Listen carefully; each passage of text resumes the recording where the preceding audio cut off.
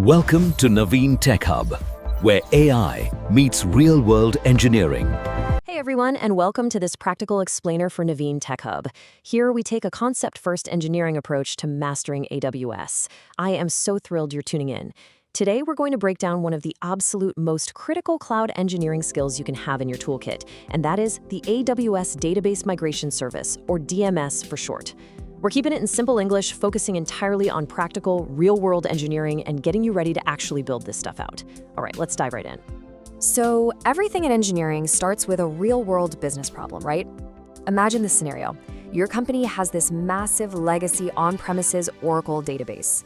The business wants to modernize, so they want to move to Amazon Aurora in the cloud to save costs and scale up. Sounds great. But there is a massive catch. The business operates 24/7. You literally cannot afford any application downtime during this transfer. Your users have to keep querying and writing data while you move millions of records behind the scenes. So, how do you actually pull that off?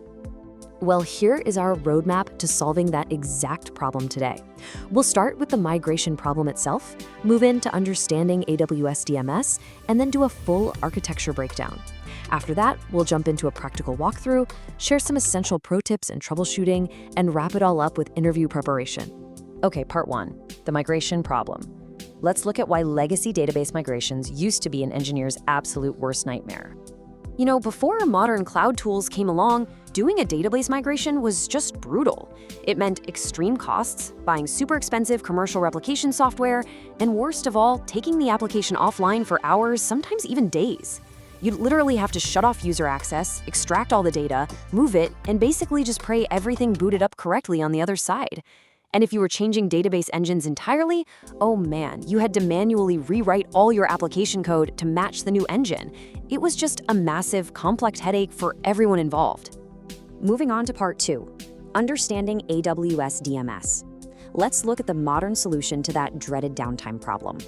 In the real world, you're generally going to encounter two distinct types of migrations. You've got homogeneous migrations, which is basically an apples-to-apples move. Think moving from an on-premises Oracle database to Oracle on AWS, or MySQL to MySQL, super straightforward. But then you have heterogeneous migrations. This solves business problems like moving Oracle-to-Aurora, or taking a legacy SQL server and moving it to Amazon RDS. You are changing the fundamental database engine. This is an apples to oranges move, and it's where things get tricky because the source and target databases speak completely different languages. And because they speak different languages, if you're doing a heterogeneous migration, you can't just start moving data right away. You have to translate the structure first. That's exactly where the AWS Schema Conversion Tool, or SCT, comes in.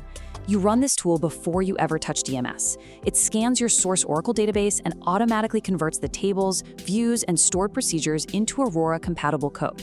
It literally does the heavy lifting of translating the schema, paving the way for the actual data to flow seamlessly. All right, part three, architecture breakdown. Now that we understand the landscape, let's look under the hood and see exactly how this data flows from point A to point B. This architecture right here is the absolute heart of AWS DMS. There are three main components you need to know. First, we have the source endpoint, that's your connection to the old Oracle database. Then the target endpoint, your connection to the new Aurora database. And sitting right there in the middle is the replication instance. This workhorse sits securely inside your virtual private cloud, or VPC. It connects to both sides, pulls the data from the source, formats it, and pushes it right into the target. So it's totally crucial to understand what that replication instance actually is. To keep it practical, it is simply an EC2 server managed by AWS. That's it. It has a CPU, it has RAM, and it has network interfaces. You don't have to patch the operating system or install the software yourself because AWS handles all of that. But as an engineer, you have to remember that it's a real server doing heavy, heavy computing, and you've got to size it correctly based on exactly how much data you are moving.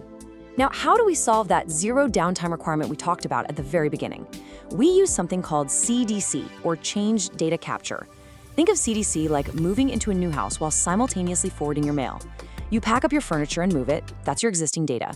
But while you're doing that, new letters are still arriving at the old address. CDC acts as that mail forwarding service. It reads the transaction logs of your source database and streams any new inserts, updates, or deletes over to the target database in real time. It keeps everything perfectly in sync. When you actually configure your replication task inside the instance, you're given three modes to choose from. Full load just copies the historical data and then stops completely. CDC only copies new ongoing changes, but the industry standard and the one we absolutely use for zero downtime migrations is full load plus CDC. DMS is going to copy all the existing data, and once it finishes, it seamlessly transitions to capturing real-time changes. This lets you run both databases side by side until you are 100% ready to flip the switch. Okay, moving to part 4, practical walkthrough. Let's take all this theory and put it into a step-by-step engineering guide for a migration task lifecycle. If you are sitting at your desk tasked with this exact migration, here is your playbook. Step 1. Create your source and target endpoints. Make sure you securely store your database credentials in AWS Secrets Manager using the proper IAM roles. Step 2, spin up your replication instance. Step 3, run the Schema Conversion Tool since we're going from Oracle to Aurora.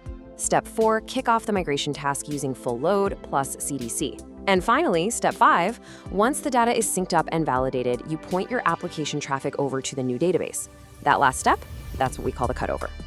Setting up those endpoints is incredibly straightforward, honestly. You don't need to write any complex API calls to connect to your database. You literally just select the engine, provide the server name, the port, and the credentials.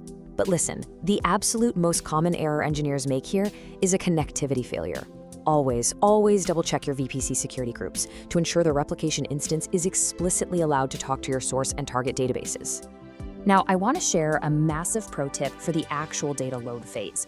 When you are doing that initial full load, you want it to go as fast as physically possible.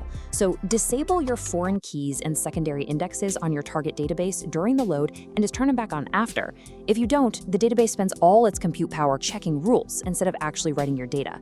Also keep in mind that DMS validates data by chunking it into partitions of 30,000 records. Throughout this entire phase, you should definitely be monitoring your task metrics in Amazon CloudWatch to catch any validation failures or CDC lag nice and early. That brings us to part 5, pro tips and troubleshooting. In the real world, things break. Migrations rarely go perfectly on the very first click. So let's go through our troubleshooting guide so you don't get stuck. Remember how we said earlier that the replication instance is just a server? Well, if you are migrating terabytes of data, a tiny T2 micro instance is just going to choke and fail. No way around it. You need to provision memory-optimized instances like the R4 or R5 family. Furthermore, if this is a production migration that's going to take days, you absolutely must enable multi-AZ. If the underlying hardware of your primary replication instance fails, AWS will automatically fail over to a standby instance in another availability zone, keeping your migration alive. Oh, and from a cost optimization standpoint, once the heavy full load is done and you are just streaming those CDC changes, you can actually scale that instance size down to save your company some money. Now, if you're ever troubleshooting a painfully slow migration, I can almost guarantee you it has to do with LOBs, large objects. Think images or massive text blocks stored in your database. DMS gives you 2 choices for handling these. Full LOB mod is honestly a trap. It has no idea how big the files are, so it moves them in tiny 64 kilobyte chunks. It is incredibly slow. You should always strive to use limited LOB mode. You query your source database, find the absolute largest file size, tell DMS what that number is, and it pre-allocates the memory and moves the data in bulk. It is vastly more efficient. Let's review some final thumb rules for optimization here. To shrink a full load from days down to just hours, you've got to use parallel processing. Don't just load one table at a time. Configure your replication task to load multiple tables in parallel. Spin up multiple tasks if you have to. For the ongoing CDC phase, make sure you have the proper indexes built on your target database. Otherwise, every single update will result in a painful full table scan. And always have a rollback plan. You can actually set up reverse replication from your new database back to your old one, just in case you need to revert the cutover. Better safe than sorry, right? Finally, part 6, interview preparation. Let's talk about how to ace the cloud interview. If you are interviewing for a cloud engineering role, how do you actually communicate all this knowledge? Interviewers absolutely love testing your practical understanding, not just textbook definitions. First, always clearly articulate the difference between STT and DMS. STT translates the structure, DMS moves the data. Second, be fully ready to explain CDC as the mechanism for zero downtime cutovers. Honestly, just use that mail forwarding analogy we talked about. Third, if they ask you about performance bottlenecks, immediately bring up limited versus full LOB mode. That shows you have real hands-on experience.